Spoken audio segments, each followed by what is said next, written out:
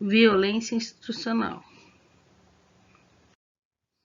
Então, o que é a definição de violência institucional? Então, pelo Ministério da Saúde, né, ele define violência institucional como aquela exercida nos ou pelos próprios serviços públicos, por ação ou omissão. Pode incluir desde a dimensão mais ampla da falta de acesso à saúde até a má qualidade do serviço. Abrange abusos cometidos em virtude das relações de poder desiguais entre usuários e profissionais dentro das instituições, até por uma noção mais restrita de dano físico intencional. Violência institucional é aquela praticada nas instituições prestadoras de serviços públicos, como hospitais, postos de saúde, escolas, delegacias, judiciário. É interpretada por agentes que deveriam proteger as vítimas de violência, garantindo-lhes uma atenção humanizada, preventiva e também reparadora de danos. Então, como a gente verifica aqui, né, essa violência institucional é quando a gente quebra a regra, né, quando a gente não atende, né, um paciente, quando a gente é omisso a uma situação, né, que às vezes a gente presencia, né, a gente não faz a denúncia. Essa violência pode ser identificada de várias formas. Peregrinação por diversos serviços até receber o atendimento, né? Então, quando a gente manda o paciente, né, passa pelo médico, no exemplo, postinho de saúde, passa pelo médico. Aí pega a cartinha, precisa pro especialista. Aí vai pro especialista. Aí, mas não vai direto pro especialista, então vai primeiro lá no posto de saúde central, no centro de especialidade, para estar marcando esse especialista, né? Aí depois que ele vai nesse centro de referência, ele tem que ir num lugar para ele marcar o transporte e assim por diante, né? Aí às vezes ele acaba demorando tanto para conseguir todo esse circuito de lugares, né, onde ele tem que passar, onde tem que carimbar, que ele acaba até perdendo esse atendimento. Falta de escuta e tempo para a clientela. Frieza, rispidez, falta de atenção, negligência, maus tratos dos profissionais para com os usuários, motivados por discriminação, abrangendo as questões de raça, idade, opção sexual, gênero, deficiência física, doença mental, violação dos direitos reprodutivos, discriminação das mulheres no processo de abortamento, preconceitos acerca de papéis sexuais e em relação a pacientes soropositivos, desqualificação de saber prático, então aquelas pessoas mais simples, né, que não tem noção, então daí eu pego, não explico, não falo nada. Esse paciente às vezes vai 3, 4, 5 vezes, né, procurar um atendimento e não consegue, porque ele não consegue nem ler, né, esse encaminhamento que ele recebe.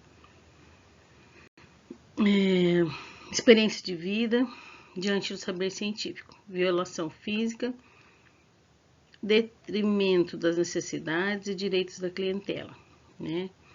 Essa violação física, né? Então, a gente verifica, né? Às vezes o paciente tem que ficar horas e horas no frio, na chuva, né? Para conseguir um atendimento. Às vezes causando, né? Fazendo com que esse paciente fique mais doente. Proibição de acompanhantes ou visitas com horários rígidos, né? O restrito fornecimento de informações. Então, chega alguém e pergunta uma informação, só com o médico, né? Diz uma informação que nós, enfermeiros, que a gente pode estar passando, a gente pode estar acalmando, né? O acompanhante e a gente não passa, né? Por preguiça, né? Ou por falta de, acha que tá com falta de tempo, vai lá, não passa, né? Mesmo sendo uma informação só médico, a gente pode dar essa informação de um outro jeito. Buscando condições que lhe tragam maior segurança de atendimento ou durante a internação. Diagnósticos imprecisos, acompanhados de prescrição de medicamentos inapropriados ou ineficazes, desprezando ou mascarando os efeitos da violência.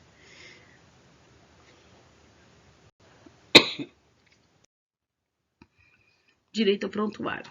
Segundo o artigo 88 do Código de Ética Médica, por exemplo, é vedado ao médico negar ao paciente acesso ao seu prontuário, deixar de lhe fornecer cópia quando solicitado, bem como deixar de lhe dar explicações necessárias à sua compreensão, salvo quando ocasionarem riscos ao próprio paciente ou a terceiros.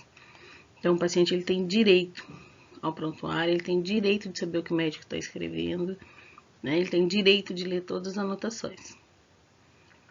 O mesmo código, porém, no artigo 73, veda ao médico a revelação pública ou de terceiros de informações de que ele tenha conhecimento em virtude de sua profissão, como é o caso do conteúdo do prontuário médico. Esse sigilo só poderá ser quebrado mediante autorização por escrito do paciente para o cumprimento de ordem judicial ou para a defesa do próprio médico. Ou quando esse sigilo coloca em risco a vida de outra pessoa.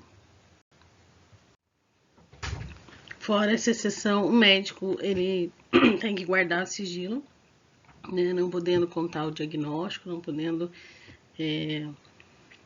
comentar, né, nem com outro especialista dessa área, qualquer coisa que ele tenha escutado dentro de um consultório.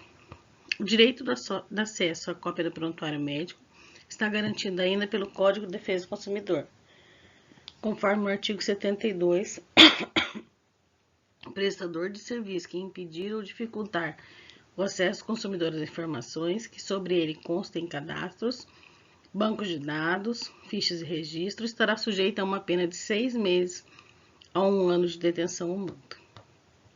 Então, como a gente vê aqui, todo paciente, né, tem direito ao seu prontuário.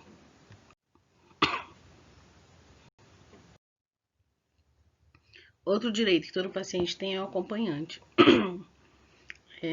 Acompanhante de internação hospitalar. Se o paciente internado for menor de 18 anos de idade, tem assegurado um acompanhante, um dos pais ou responsáveis. Artigo 12 da Lei 8.069/90. Estatuto da Criança e Adolescente. Devendo o estabelecimento de saúde fornecer condições para sua permanência em tempo integral. O mesmo direito é assegurado aos idosos, 60 anos ou mais, submetidos à internação hospitalar. Artigo 16 da Lei 10.741/03, Estatuto do Idoso. Então, o direito do acompanhante, ele está resguardado, né, do menor no Estatuto da Criança e Adolescente e do idoso no Estatuto do Idoso. As parturientes também têm direito ao acompanhante durante o trabalho de parto e pós-parto nos hospitais públicos e conveniados com o SUS, de acordo com a Lei 11.108/05. O acompanhante terá direito a acomodações adequadas e às principais refeições durante a internação. Isso é muito complicado, né, gente? Na realidade, no dia a dia, a gente precisa mudar esse quadro, né? O que a gente vê nos hospitais, as acomodações, né, para o acompanhante nem sempre é o que está no papel. Então, isso, enquanto parte de uma equipe de um hospital, a gente pode estar cuidando e melhorando. Eles têm respaldo. Autonomia de vontade, isso é muito importante também.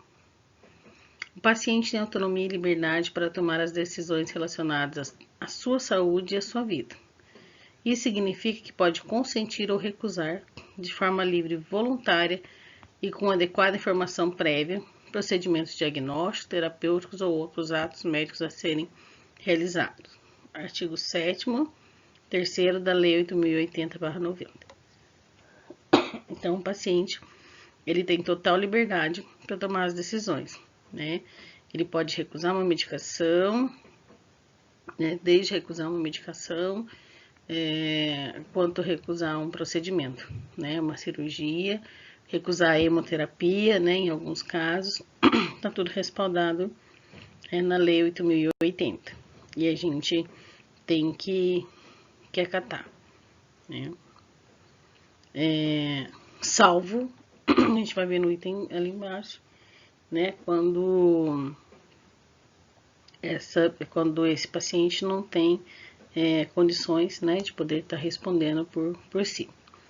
Se não estiver em condição de expressar sua vontade, apenas as intervenções de urgências necessárias para a preservação da vida ou prevenção de lesões irreparáveis poderão ser realizadas sem que seja consultada sua família ou pessoa próxima de confiança.